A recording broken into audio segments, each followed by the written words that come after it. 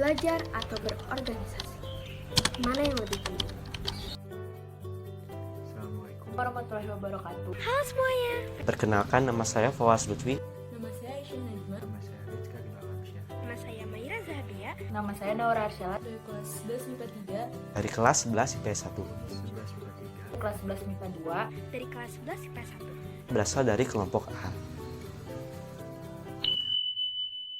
Banyak orang berpendapat belajar lebih penting daripada organisasi. Pada zaman ini, kita dituntut untuk berpengetahuan tinggi agar dapat bekerja di mana saja. Namun, sebagian berpendapat bahwa mereka tidak setuju dengan pernyataan tersebut. Bagi mereka, berorganisasi itu lebih penting karena dapat memberikan nilai-nilai yang berguna bagi kehidupan mereka. Oleh karena itu, mari kita lihat beberapa pendapat dari beberapa orang yang sudah saya wawancara.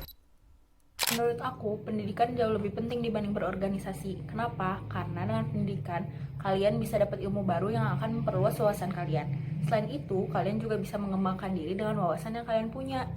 Jika orang memilih belajar hanya karena alasannya belajar dapat mendapatkan ilmu baru, maka apa salahnya dengan berorganisasi?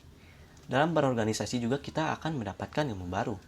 Saya lebih memilih belajar daripada berorganisasi. Karena sebagai siswa, kita memiliki tugas utama untuk belajar. Selain itu, kita juga harus persiapkan diri kita sebaik-baiknya untuk mencapai tujuan hidup kita. Untuk jangka pendeknya, mungkin tujuan kita setelah lulus SMA adalah untuk masuk ke perguruan tinggi dan jurusan yang diinginkan. Oleh karena itu, selama kita sekarang di SMA, kita harus memfokuskan diri untuk mencapai tujuan. Mempunyai wawasan yang luas belum menjamin kita untuk dihargai oleh orang. Karena faktanya, orang yang sukses itu karena dipercayai orang, karena pengalaman yang sudah banyak, bukan karena wawasan yang luas dan juga ilmu pengetahuan yang hebat. Menurut saya, berorganisasi itu lebih penting daripada belajar.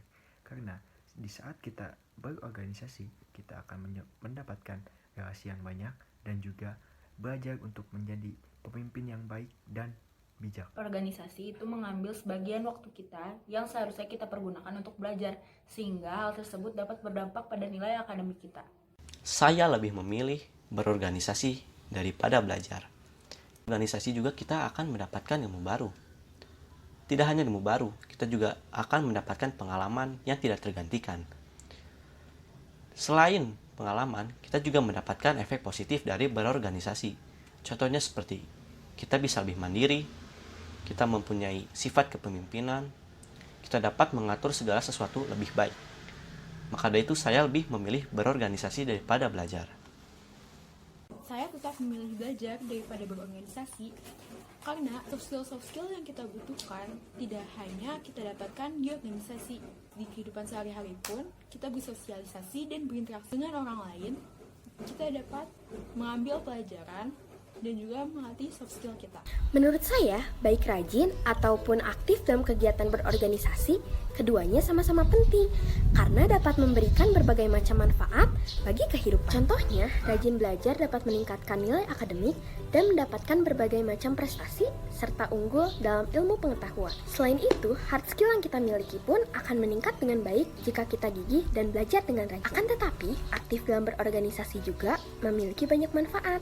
Selain dapat mengasah dan meningkatkan kemampuan soft skill kita, aktif dalam kegiatan berorganisasi juga dapat menambah teman serta pengalaman dan juga memperluas koneksi serta relasi kita. Berorganisasi pun akan membuat kita menjadi lebih pandai dalam bersosialisasi. Nah, karena itu, keduanya sama-sama penting dan beriringan dalam kehidupan kita.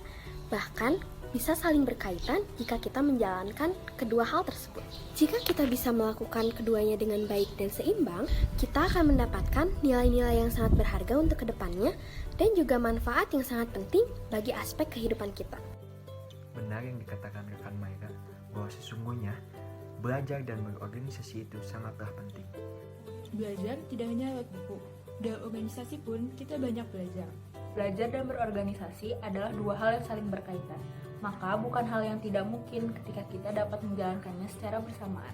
Karena sisi positif dari keduanya itu amatlah banyak. Kita harus bisa memanage waktu kita dengan baik. Menyeimbangkan pembelajaran dan berorganisasi bukanlah hal yang mudah.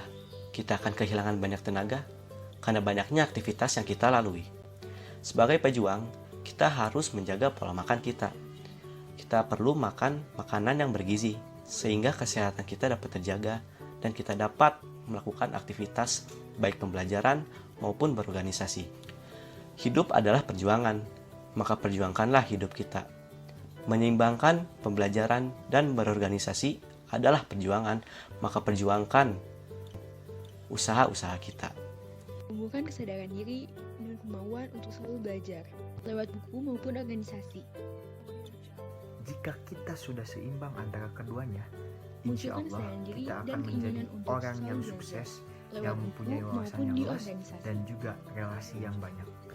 Rasa sakit dan lelah pada perjuangan hanyalah sementara. Namun kesuksesan setelah perjuangan akan selalu ada.